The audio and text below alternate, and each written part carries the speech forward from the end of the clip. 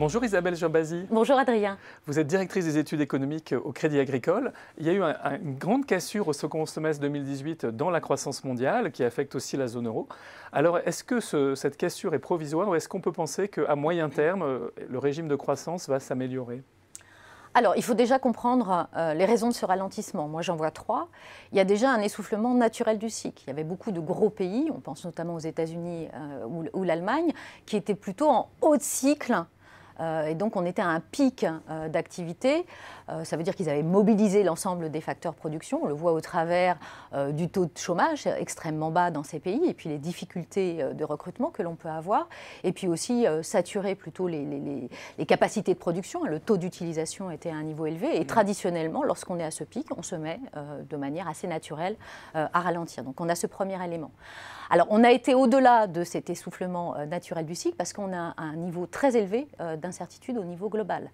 Alors, bien sûr, on sait, on a cette escalade commerciale, des tensions commerciales qui a été initiée par les États-Unis et qui pèse sur les échanges mondiaux, mais aussi sur le climat des affaires.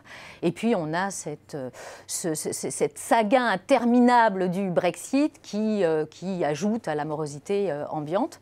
Et puis, le dernier élément qui est de nature beaucoup plus temporaire, c'est qu'on a eu un choc sectoriel sur l'automobile, avec la difficulté d'adaptation alors des constructeurs et surtout des constructeurs allemands, aux nouvelles normes d'homologation qui ont été mises en place en septembre 2008. Donc vous voyez qu'on a un jeu entre une tendance de fond et puis des éléments temporaires qui ont probablement aggravé le ralentissement.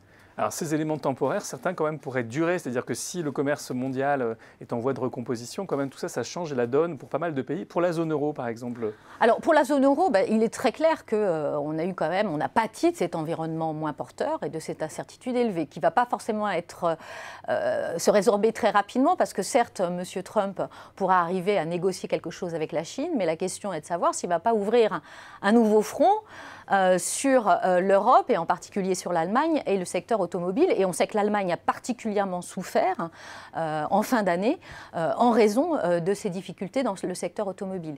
Puis il faut bien voir aussi que ces difficultés, elles ont rétroagi sur un certain nombre de pays, notamment par le truchement des chaînes de valeur. Et donc les équipementiers ont été touchés, notamment des équipementiers en Italie. Et puis dernier élément, c'est vrai qu'en zone euro, on est très intégré commercialement. Donc on commerce essentiellement avec nous-mêmes. Et donc si un gros pays ne va pas très bien, eh bien ça rétroagit négativement sur le reste des pays par ce commerce intrarégional.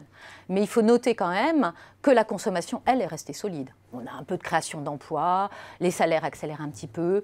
Il faut dire que les politiques budgétaires dans beaucoup de pays sont quand même un petit peu plus stimulantes. On a l'inflation qui baisse et tout ceci, ça soutient le pouvoir d'achat et les dépenses donc, des ménages. Et pour la France, justement, où il y a eu des mesures de pouvoir d'achat, comment voyez-vous les perspectives? Est-ce que ça sera un feu de paille?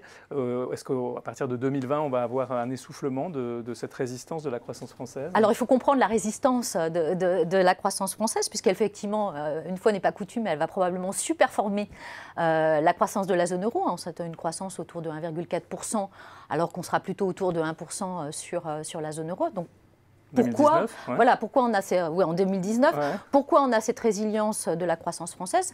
Déjà parce que l'économie française est plus acyclique, c'est-à-dire qu'elle est moins sensible aux chocs extérieurs. Et puis on a aussi tous les amortisseurs sociaux qui nous aident dans ces périodes de ralentissement. Et puis vous le soulignez, on va avoir un soutien très fort au pouvoir d'achat cette année, occasionné par les mesures d'urgence économique et sociale qui ont été décidées en fin d'année, que ce soit la prime Macron, la hausse de la prime d'activité, la suppression de la CSG pour un certain nombre de retraités, et j'en passe. L'annulation des hausses de taxes, voilà, etc. Exactement.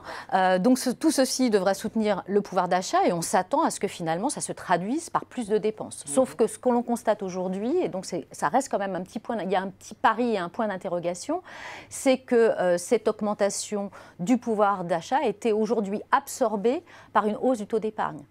Donc on est vraiment encore dans cette période un petit peu d'attentisme, alors peut-être liée aux attentes qu'on peut avoir sur les résultats du grand débat, mais on espère, si on imagine, et c'est le pari qui est fait, si on a une visibilité un peu plus grande, que ça débouche vers plus de consommation.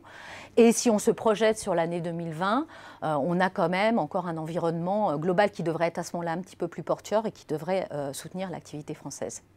Eh bien, merci beaucoup Isabelle Gerbasi pour cette analyse.